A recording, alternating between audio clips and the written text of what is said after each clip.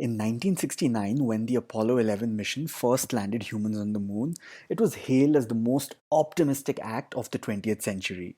The entire world watched in awe, and as Neil Armstrong famously put it, that was one small step for man, one giant leap for mankind.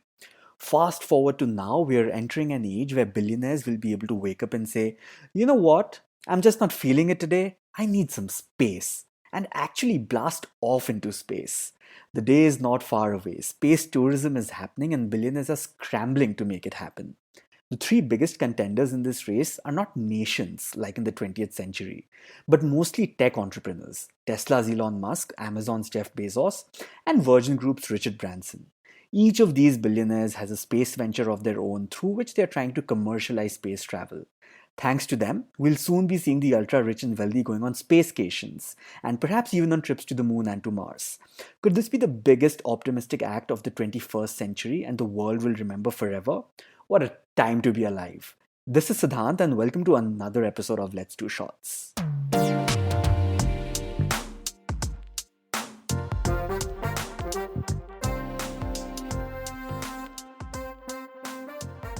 Space missions were first started off for three reasons: to understand our planet, to understand the wider universe, and someday for humans to become an interplanetary species. But of late, there's a new trend that's cropping up enabled by billionaires such as Musk, Branson, and Bezos. It's called space tourism, and it's not too far away into the future. Jeff Bezos founded Blue Origin in the year 2000. 2 decades later, he's all set to go to space on his company's first crewed flight.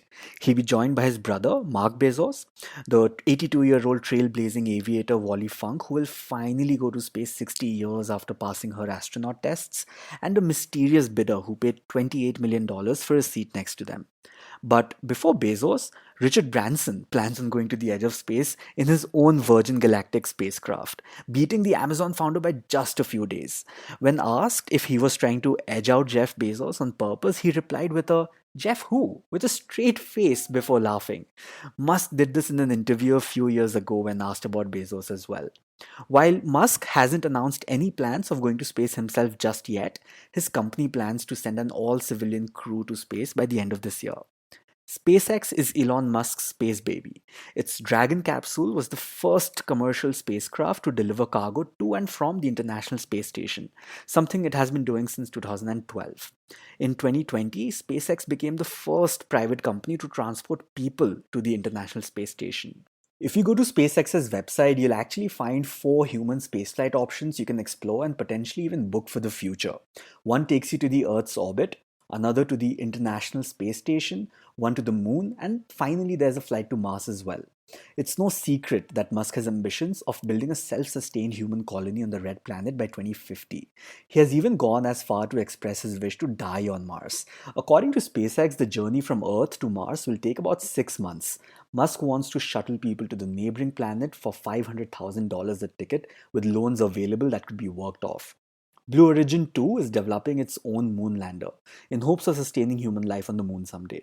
But apart from tourism and colonization, SpaceX and Blue Origin have other ambitions too. Last year, SpaceX was awarded billions of dollars worth contracts from the US government to launch national security missions. Blue Origin had also bid on this, but lost the contract to SpaceX. Richard Branson, on the other hand, has different priorities. His main focus is providing commercial space flights for ultra wealthy individuals. Literally, just holidays in space, nothing else. While it sounds super cool, it's safe to say that most of us probably won't be climbing aboard a rocket ship anytime soon. Virgin Galactic's target market comprises of individuals with a net worth of $10 million dollars or more, who can afford to spend $250,000 on a ticket. While SpaceX believes that ticket prices will get cheaper as they scale, Virgin Galactic believes that this number will only go up because of limited capacity and rise in demand in the future. According to a survey, approximately 35% of all people with a household income of over $1 million said that they'd be willing to pay more than $250,000 for a ticket. In fact, some 600 people have already paid deposits to take the ride. Flying first class doesn't sound that bougie anymore, does it? But this isn't the first time people are splurging hoping to go to space. Throughout the 2000s, seven wealthy individuals paid huge sums of money to visit the International Space Station. However, this project, organized under the patronage of the Russian Space Agency, ceased in 2009. Along with the billionaires, Russians too are now planning to get back on track on starting commercial flights to the International Space Station. One of these companies is Axiom, started by a former NASA ISS program manager. Not everyone has bought into the hype though. Two rich white men traveling to space while the Earth is facing grave issues like climate change and still dealing with a pandemic is leaving a bad taste in a lot of mouths. Thousands have actually signed petitions for them to not return to Earth once they go to space.